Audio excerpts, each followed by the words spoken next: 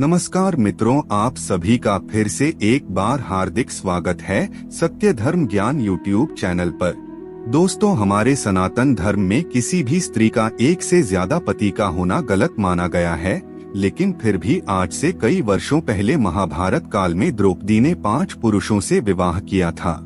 ऐसे में सोचने वाली बात यह है कि आखिर उस समय में ऐसे क्या मजबूरी आ पड़ी थी जिस वजह से द्रौपदी को 5 पुरुषों से विवाह करना पड़ा था, और सबसे जरूरी, द्रौपदी ने अपने 5 पतियों के साथ पत्नी धर्म कैसे निभाया। दोस्तों, द्रौपदी से जुड़े ऐसे कई सवाल हैं जो उनके चरित्र पर उंगली उठाते हैं। अगर आप भी द्रौपदी के जीवन से जुड़े रहस्यों के बारे में विस्तार पूर्वक जानना चाहते हैं तो आप हमारे इस वीडियो में आखिरी तक जरूर बने रहिए। आइए सब मिलकर के जानते हैं। लेकिन मित्रों, वीडियो में आगे बढ़ने से पहले अगर आपने अभी तक हमारे चैनल को सब्सक्राइब नहीं किया है तो कृपया अभी हमारे चैनल को सब्सक्राइब कर लीजिए ताकि आपको रोजाना ऐसे ही पौराणिक शास्त्रों की जानकारियाँ मिलती रहे। दोस्तों, महाभारत के अनुसार द्रौपदी के जन्म से पहले द्रौपदी के पिता राजा द्रुपद और गुरु द्रोणाचार्य के बीच भयानक युद्ध हुआ था। इस युद्ध में गुरु द्रोणाचार्य ने राजा द्रुपद को हरा करके उनके आधे राज्य पर कब्जा जमा लिया था। युद्ध में हारे हुए राजा की पत्नी गुरु द्रोणाचार्य से बदला लेने के लिए पुत्र प्राप्ति की इच्छा से एक बड़े यज्ञ का आयोजन किया। उस समय यज्ञ की वेदी के मध्य भाग से एक पुत्र के साथ साथ एक अनंत सुंदरी कुमारी कन्या भी प्रकट हुई। उस कन्या के नेत्र कमल के समान, बाल घुंघराले और उसका रंग सांवला था। ब्राह्मणों ने जब उस दिव्य कन्या को देखा तो उन्होंने कहा, यह कन्या रूपवती होने के साथ साथ कृष्ण की है, इसीलिए इसका नाम कृष्ण होगा। दोस्तों, द्रौपदी इसलिए भी द्रौपदी कहलाई क्योंकि उसका जन्म राजा द्रुपद की पुत्री के रूप में हुआ था। मित्रों, राजा द्रुपद के मन में द्रोणाचार्य के प्रति जबरदस्त नफरत की भावना थी और अपनी इन्हीं नफरत की भावना को उन्होंने द्रौपदी के मन में भी बचपन से कूट-कूट कर भर दिया था। द्रौपदी भी राजा द्रुपद की तरह बदले की भावना में जल रही थी और मन ही मन सोचती रहती थी कि वह अपने पिता के अपमान का बदला कैसे ले पाएगी। लेकिन द्रोणाचार्य हस्तिनापुर राज्य के संरक्षण में थे। द्रोणाचार्य को नीचा दिखाने के लिए राजा द्रुपद को एक शक्तिशाली गठबंधन की आवश्यकता थी। इसीलिए जब द्रौपदी विवाह के योग्य हुई तो राजा द्रुपद ने द्रौपदी के स्वयंवर का आयोजन किया। हालांकि भगवान श्री कृष्ण को मालूम था कि धर्म की स्थापना के लिए द्रौपदी का विवाह अर्जुन से होना जरूरी है, इसीलिए द्रौपदी के स्वयंवर से पहले वह राजा द्रुपद के महल में आकर रहने लगे थे। कहा जाता है कि इस दौरान द्रौपदी की भगवान कृष्ण से काफी अच्छी मित्रता हो गई थी। यहाँ तक कि द्रौपदी ने भगवान श्री कृष्ण से विवाह करने की इच्छा भी जाहिर की थी, जिस पर भगवान श्री कृष्ण ने यह कहते हुए मना कर दिया था कि वह केवल ऐसी स्त्री से ही विवाह करेंगे जो उनके लक्ष्य के प्रति पूरी तरह समर्पित होगी, अर्थात धर्म की स्थापना के कार्य में उनका पूरी तरह से साथ देगी। उस स्त्री की कोई भी सैन्य या राजनीतिक मनसा नहीं होनी चाहिए। कहा जाता है उस समय भगवान श्री कृष्ण ने द्रौपदी को प्रसन्न करने के लिए यह भी कहा था कि तुम एक महान स्त्री हो, तुम्हारे जैसी महान स्त्री के लिए मैं योग्य नहीं हूँ। दोस्तों, जब द्रौपदी के स्वयंवर का आयोजन हुआ तो उस समय 5 पांडव युधिष्ठिर, भीम, अर्जुन, नकुल और सहदेव ब्राह्मण भेष में वनवास काट रहे थे। वह अपने माता के साथ एक गरीब कुमार के घर में रह रहे थे और भिक्षा पर ही जीवित थे। जिस दिन द्रौपदी का स्वयंवर था उस दिन भी 5 पांडव ब्राह्मण के भेष में भिक्षा मांगने के लिए निकले हुए थे। तभी उन्हें कहीं द्रौपदी के स्वयंवर का पता चला। तब अर्जुन ने अपने भाइयों से स्वयंवर में भाग लेने की इच्छा जताई, जिसके बाद 5 पांडव ब्राह्मण के भेष में ही स्वयंवर में पहुंच गए। दोस्तों, यहाँ स्वयंवर के शर्त के अनुसार जो भी धनुर्धर ऊपर घूमती हुई मछली की परछाई को नीचे पानी में देखते हुए उसकी आंख को भेद देगा, उसी के गले में माला डालकर द्रौपदी उसे विवाह करेगी। अर्जुन एक श्रेष्ठ धनुर्धर थे, इसीलिए उन्होंने मछली की आंख पानी में देखते हुए मछली की आंख को भेद दिया और स्वयंवर जीतते हुए द्रौपदी को अपनी पत्नी बनाकर उसे अपने साथ अपने आश्रम ले आए। दोस्तों, अब आप लोगों के मन में यह सवाल जरूर उठ रहा होगा कि जब स्वयंवर में द्रौपदी को अर्जुन ने जीता था और द्रौपदी का विवाह अर्जुन से हुआ था तो फिर वह पांडवों की पत्नी कैसे हुई। तो आपकी जानकारी के लिए बता दें, जब अर्जुन समेत बाकी पांडव द्रौपदी को लेकर आश्रम लौटे तो उस समय कुंती खाना बना रही थी।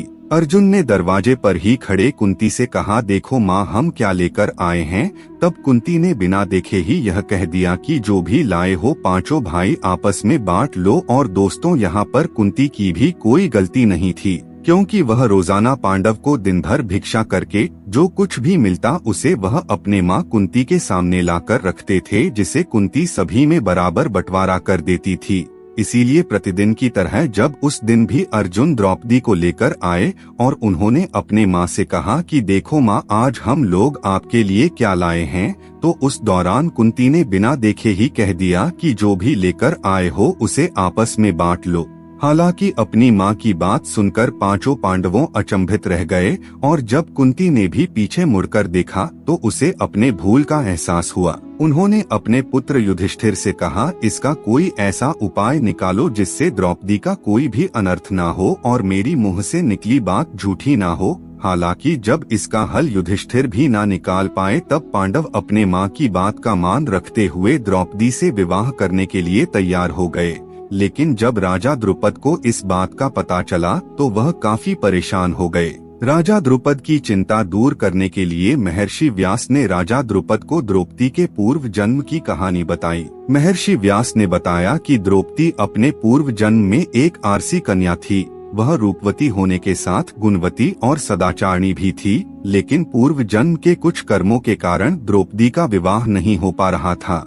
इसीलिए द्रौपदी ने भगवान शिव की घोर तपस्या करी और इस तपस्या से प्रसन्न होकर शिव जी ने द्रौपदी को मनचाहा वर मांगने के लिए कहा। तब द्रौपदी ने सोचा कि वरदान से उसकी सभी इच्छाएं पूरी नहीं होगी, इसीलिए उसने घुमा फिरा करके महादेव से वरदान मांगा। द्रौपदी ने महादेव से कहा, हे प्रभु, मेरा विवाह किसी ऐसे व्यक्ति से हो जो धर्म का सबसे बड़ा झाता हो, जो सबसे अधिक बलवान हो, जो किसी विद्या में कौशल हो, जिसे नक्षत्र का ज्ञान हो और जो सबसे अधिक सुंदर हो। द्रौपदी ने चालाकी दिखाते हुए यह 5 वरदान को एक वरदान बनाकर मांगा। हालांकि महादेव द्रौपदी के मन की बात को अच्छी तरह से समझ गए थे, लेकिन उन्होंने द्रौपदी को पहले ही मनचाहा वरदान देने का वचन दे दिया था। इसीलिए महादेव ने द्रौपदी से कहा कि तेरी चालाकी को मैं अच्छे से समझ चुका हूँ, इसीलिए अब तुझे अगले जन्म में एक नहीं 5 पति मिलेंगे। यह सुनकर द्रौपदी चिंतित हो गई और महादेव से प्रार्थना करने लगी कि हे प्रभु, मैं आपकी कृपा से केवल एक ही पति चाहती हूँ। इस पर शिव जी ने कहा, मेरा वरदान व्यर्थ नहीं जा सकता, इसीलिए तुझे 5 पति प्राप्त होंगे। भगवान शिव के वरदान स्वरूप द्रौपदी को इस जन्म में 5 पति प्राप्त हुए हैं। दोस्तों, इस कहानी को सुनने के बाद राजा द्रुपद अपने बेटी का विवाह 5 पांडवों के साथ करने के लिए राजी हो जाते हैं। हालांकि द्रौपदी अभी भी 5 पांडवों से विवाह करने के लिए तैयार नहीं थी, लेकिन फिर द्रौपदी इस शर्त के साथ तैयार हो गई कि 5 पांडव भाई आगे जाकर किसी से भी विवाह कर सकते हैं, लेकिन रानी का स्थान केवल द्रौपदी को ही मिलेगा। कहा जाता है कि द्रौपदी के इस शर्त को मानने के लिए 5 पांडव तैयार हो गए थे, जिसके बाद सबसे पहले द्रौपदी का विवाह सबसे बड़े भाई युधिष्ठिर के साथ किया गया और उस रात द्रौपदी ने युधिष्ठिर के साथ अपना पत्नी धर्म निभाया। उसके अगले दिन द्रौपदी का विवाह भीम के साथ हुआ। द्रौपदी ने भीम के साथ अपना पत्नी धर्म निभाया। इस तरह द्रौपदी की शादी बाकी भाइयों से भी की गई और सभी भाइयों के साथ उसने अपना पत्नी धर्म निभाया। दोस्तों, अब यहाँ सोचने वाली बात यह है, जब द्रौपदी का विवाह सबसे पहले युधिष्ठिर से हुआ और द्रौपदी ने उसके साथ पत्नी धर्म निभाया, तो फिर बाकी पांडव के साथ द्रौपदी ने अपना पत्नी धर्म कैसे निभाया? तो दोस्तों, द्रौपदी हर बार पत्नी धर्म निभाने में समर्थ थी, क्योंकि द्रौपदी को महर्षि वेदव्यास से आजीवन कुंवारीपन का आशीर्वाद मिला था। इसीलिए जब भी पांडवों में से किसी एक भाई के साथ समय बिताने के बाद दूसरे भाई के पास जाती थी तो द्रौपदी वापस से कुंवारी हो जाती थी। कहते हैं 5 पांडवों के विवाह के बाद एक दिन नारद मुनि 5 पांडवों से मिलने आए और पांडवों के भविष्य को लेकर चिंता जताते हुए धर्मराज युधिष्ठिर और अन्य 5 पांडवों से कहा कि द्रौपदी तुम 5 भाइयों की पत्नी है, इसीलिए तुम लोगों को द्रौपदी को लेकर नियम बना लेना चाहिए कि कौन भाई कितने समय तक द्रौपदी के साथ समय व्यतीत करेगा। नारद मुनि की यह बात सुनकर धर्मराज युधिष्ठिर नारद मुनि से कहते हैं कि हे प्रभु, हम पांचों भाइयों में आज तक कभी भी द्रौपदी को लेकर कोई मनमुटाव नहीं हुआ और मुझे पूरी उम्मीद है कि भविष्य में भी हमारे बीच ऐसा कुछ नहीं होगा। लेकिन हम आपकी बात नहीं टाल सकते, इसीलिए मैं द्रौपदी को लेकर आज एक नियम बनाऊंगा। इसके बाद धर्मराज युधिष्ठिर नियम बनाते हैं कि द्रौपदी हर साल पांडवों में से किसी एक के साथ ही समय व्यतीत करेगी, अर्थात द्रौपदी 1 साल तक केवल एक पांडव की पत्नी बनकर रहेगी और जिस समय द्रौपदी अपने किसी एक पांडव के साथ होगी उस समय उसके कमरे में कोई और पांडव प्रवेश नहीं करेगा। अगर कोई पांडव गलती से भी इस नियम को तोड़ता है तो उसे सजा के तौर पर पूरे 1 साल के लिए जंगल में जाकर ब्रह्मचर्य का पालन करना होगा। दोस्तों, आज के वर्तमान समय में भले ही लोगों के बीच बड़े छोटों का लिहाज नहीं है, लेकिन द्वापर युग में अपने से बड़ों के बातों का मान रखना हर इंसान का कर्तव्य होता था। इसीलिए पांचों पांडवों ने धर्म के मार्ग पर चलते हुए हमेशा अपने बड़ों की बात का मान रखा। दोस्तों, उम्मीद करते हैं इस वीडियो के माध्यम से आप समझ गए होंगे कि द्रौपदी पांचों पांडवों के साथ कैसे समय व्यतीत करती थी। आज की वीडियो में बस इतना ही। आपको हमारी जानकारी कैसी लगी आप हमें कमेंट में जरूर बताएं और अपने दोस्तों के साथ भी शेयर जरूर करें। फिर मिलते हैं किसी नए जानकारी के साथ, तब तक के लिए धन्यवाद।